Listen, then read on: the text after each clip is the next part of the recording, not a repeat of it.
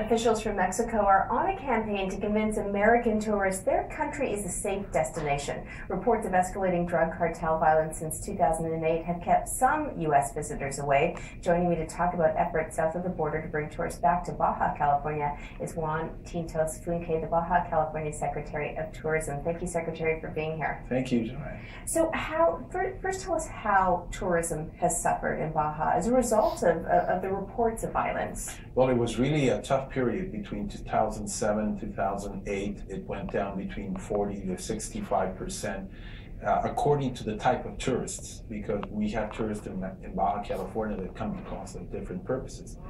But we like to think that we're on the rebound for the first time in 3 years. This year, we're going to close with a 5% increase in general throughout the state.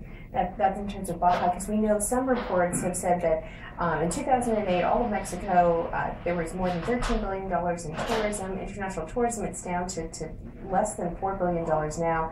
What are you doing in Baja that sort of you're managing to sort of see increases, whereas other parts of Mexico are seeing decreases? Well, in tourism, you have to monitor it very closely all the time because it's a very unique economic activity. What we did was analyze that we were facing certain elements that may have been there before, like the image, the perception, the economy, health purposes, even with influenza. So we innovated. The swine flu, you're talking about when the swine flu went through Mexico? With the swine flu. And we sort of had to go back to the drawing board and reconstruct our tourism project program. And we've done a lot more PR. The proof of that is my presence here. We needed to come more across the border and put the word out that, in our case in Baja California, we just finished a major Hollywood production. We're going to start another one in January in the studios in Rosarito Beach. The cruise ship companies have continued going into Ensenada. Different numbers that we have more participants in our bike rides and our off-road races, plus with the help of the expats. You have to know that over 50,000 Americans live full or part-time in Baja California, and they joined what we formed as an image committee. And they've helped us put out the word. And these are former CEOs, NFL players, people who have a second home or a condominium or even a business in Baja California. So, no doubt, in Baja California is a beautiful place. We're going to show some images now. I mean, I don't think you really have to make much of a case there. It's really people feeling safe. Yeah. And we've got, juxtaposed next to these beautiful images, you hear about murder rates. In 2008, started escalating. I think there were 800 murders in Tijuana. Now it's about 400. How do you convince people that this is a safe place? Going to Baja California is to going like to any other tourist destination in the U.S. or the world.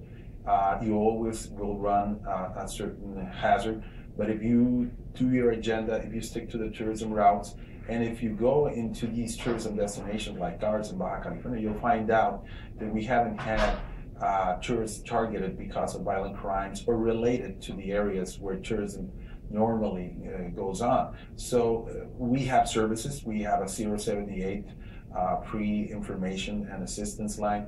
We have bilingual personnel that work 7 days a week. The municipal governments have put in force bilingual personnel police, even a bilingual binational traffic ticket. So, which we don't want to give too many of those out, but we're very conscious now that American tourists are also looking for bargains. That's a big difference. Before, the economic problems for the travelers used to be just from Mexico. The difference this time that we realized is that we had to be more competitive because we started seeing tour packages prices compared to Palm Springs or Florida or Hawaii.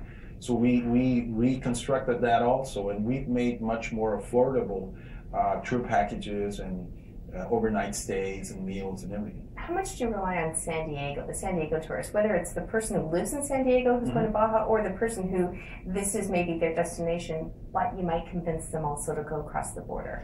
Well, we depend a great deal on San Diego, but we depend more as we go further north, especially the LA County, Orange County, San Bernardino.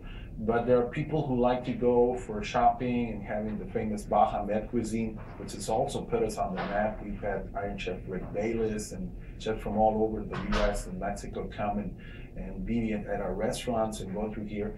The wine country, we produce 90% of Mexico's wine. A lot of people don't know. It's a very well-kept secret, which we want to make more popular. So people like to come from San Diego, North County, maybe for shopping and dinner and going back, but others are looking to stay over. Medical tourism has become very important. We have the #1 spa in the world in Rancho La Puerta. That's right, and our audience knows that spa well. Thank you so much, Secretary Quintos, for being here. Thank you. And our audience would know Rancho La Puerta well. She's actually a familiar